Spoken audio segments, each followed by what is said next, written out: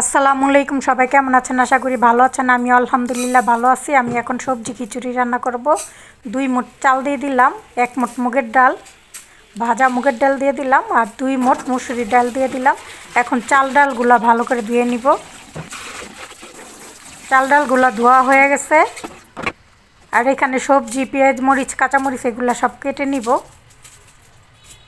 প্রথমে পেঁয়াজগুলা ছিলা নিলাম, এখন আলু ছিলে ছোট ছোট পিস করে কেটে নিব।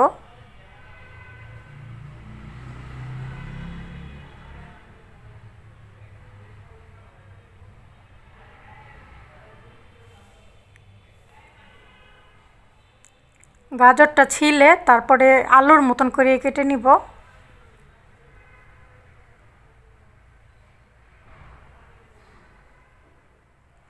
আর সব কিছু কেটে কেটে প্রেসার কুকারের ভিতরে দিয়ে দিব একেবারে।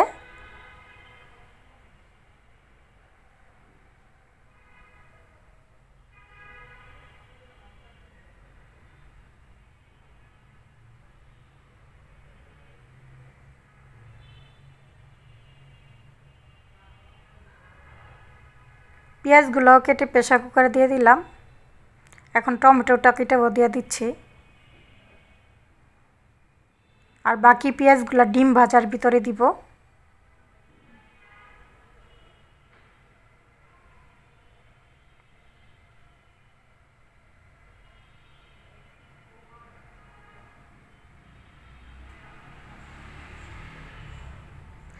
সবগুলা সবজি কাটা হয়ে গেছে।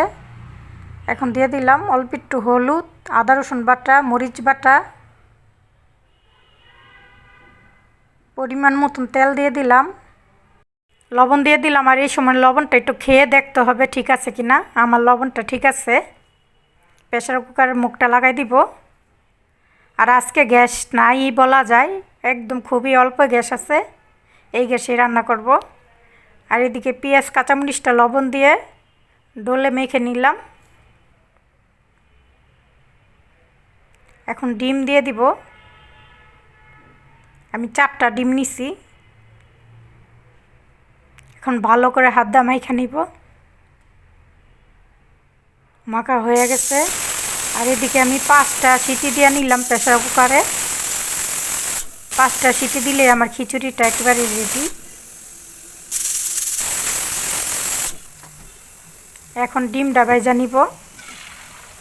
দিয়ে দিলাম ডিম। এখন ডিমটা উল্টাই দিব।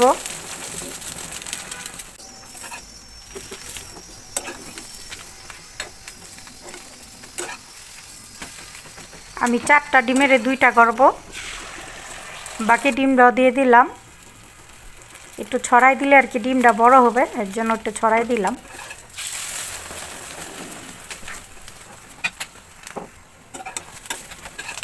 আমার ডিম ভাজা রেডি একেবারে।